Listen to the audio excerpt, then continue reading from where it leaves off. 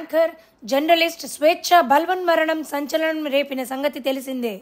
ఈ కేసులో పూర్ణచందర్కి న్యాయమూర్తి రిమాండ్ విధించారు.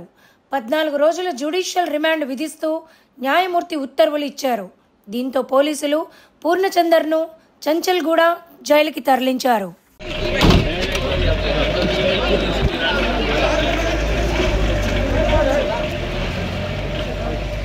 ఆమె చనిపోవడానికి ఆత్మహత్య చేసుకోవడానికి గల కారకుడైన పూర్ణచందర్ను ఈరోజు మేము కోర్టుకు తరలించడం జరిగింది. అతను అమ్మాయితోటి 15 ఇయర్స్గా ఫ్రెండ్షిప్ ఉంది. టీ న్యూస్లో పనిచేసినప్పటి నుంచి పరిచయం. కాస్త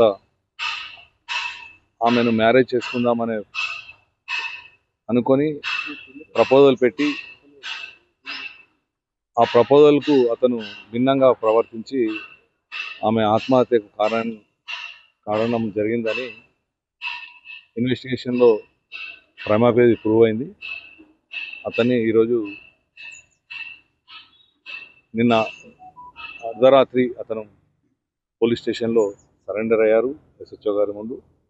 అతని ప్రాథమిక సాక్ష్యాలు పరోక్ష సాక్ష్యాలను బట్టి అతని ఈరోజు మీద అబెట్మెంట్ కమిట్ సూసైడ్ ప్రూవ్ అయింది. అందుకోసం అతన్ని ఈరోజు కోర్టుకు ఇప్పుడు తరలించడం జరిగింది. Abetment suicide.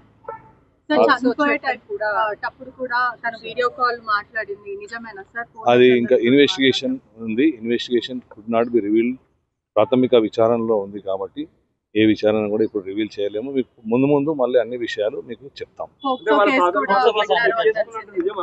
ఏంటండి ఫాదర్ మదర్ స్వేచ్ఛ పూర్ణచందర్ పెళ్లి అయ్యింది, ఫొటోస్ తన ఫోన్ లో ఉన్నాయి, చెక్ చేస్తే బయటకు వస్తాయి అని చెప్పి అది విచారణలో ఉంది. అతను ఫాల్స్ ప్రామిసెస్ చేసి పెళ్లి చేసుకుంటామని ఆమెకు అడిగారు.